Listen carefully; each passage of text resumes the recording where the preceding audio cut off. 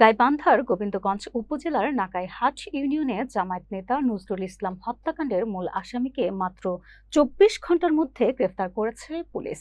এ সময় হত্যায় ব্যবহৃত ধারালো চাকু ও নিহত নজরুল ইসলামের দুটি মোবাইল ফোন উদ্ধার করা হয়, যা তদন্তের গুরুত্বপূর্ণ প্রমাণ হিসেবে কাজ করবে। গোবিন্দগঞ্জ থানার অফিসার ইনচার্জ বুলবুল ইসলাম এক ব্রিফিংয়ে জানায়, ঘটনার পরপরই সর্বোচ্চ গুরুত্ব দিয়ে তদন্ত শুরু করা হয়।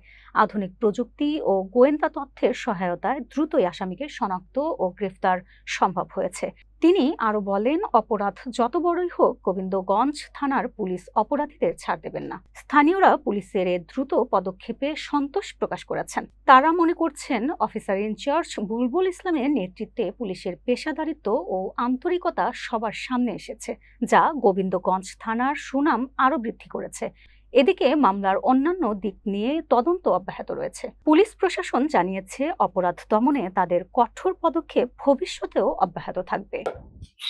আপনারা হয়তো ইতিমধ্যে অবগত আছেন যে গত রাত্রে আগের দিন সকালবেলা আমরা একজন বিকাশ ব্যবসায়ী এবং ঢাকাই ইউনিয়নের ৯ নং ওয়ার্ড জামাতের নেতা শ্রমিক কল্যাণ ফেডারেশনের সভাপতি তিনি বিকাশ নগদ সহ এবং মুদির দোকান পরিচালনা করতেন।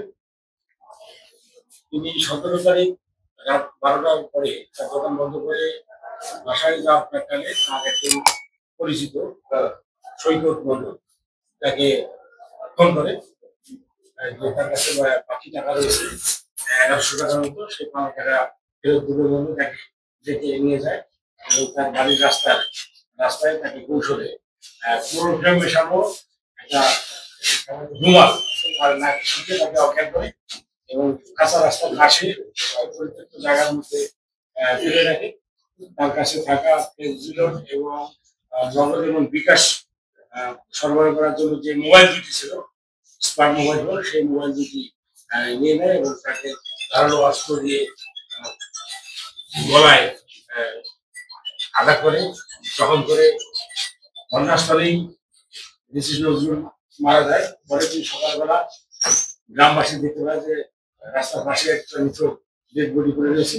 সংবাদ পেয়ে আমরা দ্রুত ঘটনাস্থলে যাই, গিয়ে লাশ উদ্ধার করি। তদন্তের জন্য আমরা প্রাথমিকভাবে যে সুরক্ষা প্রস্তুত করে মর্গে প্রেরণ করি।